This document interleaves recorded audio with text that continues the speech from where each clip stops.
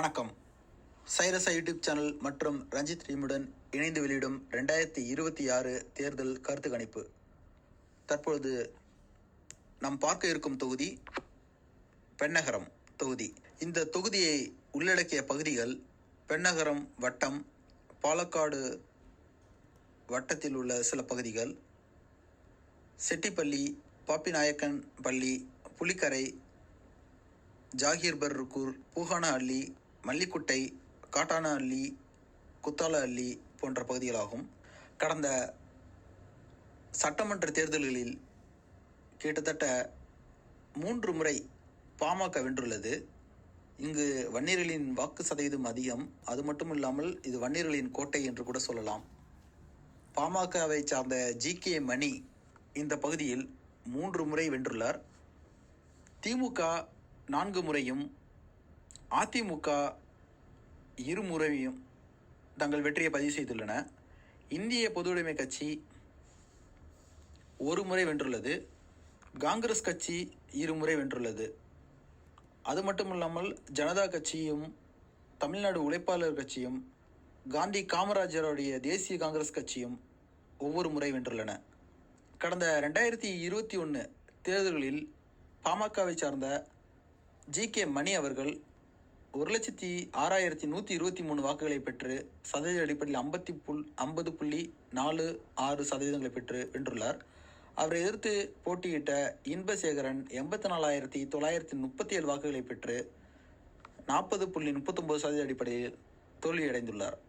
நாம் தமிழர் கட்சி தமிழழகன் 8,945 வாக்குகளை பெற்று சதவீத அடிப்படையில் 4.25% பெற்று தோற்றுள்ளார். தேமுதிகவை சார்ந்த உதயகுமார் 2,921 வாக்குகளை பெற்றுள்ளார். சுயேட்சை கட்சியாக சார்ந்த பெரிய நஞ்சப்பன் 1,968 வாக்குகளை பெற்றுள்ளார். நோட்டோவுக்கு கிடைத்த வாக்குகள் 1,759. இன்பசேகரனை ஜி.கே. மணி அவர்கள் 21,186 வாக்குகளில் கூடுதலாக பெற்று வென்றுள்ளார். இந்த பென்னகரம் தொகுதியின் வன்னியர்களுடைய வாக்கு 55% ஆதிதிராவிடர்களுடைய வாக்கு 10% முஸ்லீம் மக்கள் 5%, முதலியார்கள் 5% இந்த இடத்தில் முக்கிய வாக்கு வங்கியாக உள்ளனர். இது ஒரு பொது தொகுதியாகும். இங்கு பதிவு செய்யப்பட்ட மொத்த வாக்குகள் 2,37,160.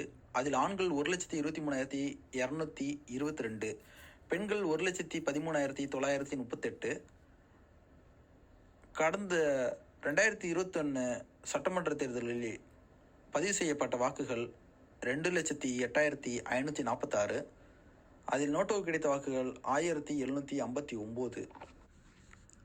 தற்பொழுது 2026 சட்டமன்ற தேர்தலின் கருத்து கணிப்பு முடிவுகளை பார்க்கலாம். இதில் மக்களின் ஆதரவை பெற்று முதலிடத்தில் அதிமுக உள்ளது. 34% ஆதரவை பெற்றுள்ளது. அதாவது இது பாமக மற்றும் அதிமுக கூட்டணி கிடைத்த வலுவான வாக்கு வங்கி இருக்கிறது. அதை சரியாக பயன்படுத்தினால் அதிமுகவின் வெற்றி 100% இந்த தொகுதியில் உறுதி. திமுகவிற்கு மக்கள் கொடுத்த ஆதரவு 32% ஆகும். திமுக 2ஆம் இடத்தில் உள்ளது. 3ஆம் இடத்தில் நாம் தமிழர் கட்சி 14% ஆதரவை பெற்றுள்ளது. 4ஆம் இடத்தில் தமிழக வெற்றி கழகம் 11% ஆதரவை பெற்றுள்ளது. இதர கட்சிகளுக்கான ஆதரவை மக்கள் 9% கொடுத்துள்ளனர். மீண்டும் அடுத்த தொகுதியை மற்றொரு பதிவில் பார்க்கலாம். அதுவரை காத்திருங்கள். உங்களது கருத்துக்களை கமெண்ட் பாக்ஸில் பதிவிடுங்கள். நன்றி, வணக்கம்.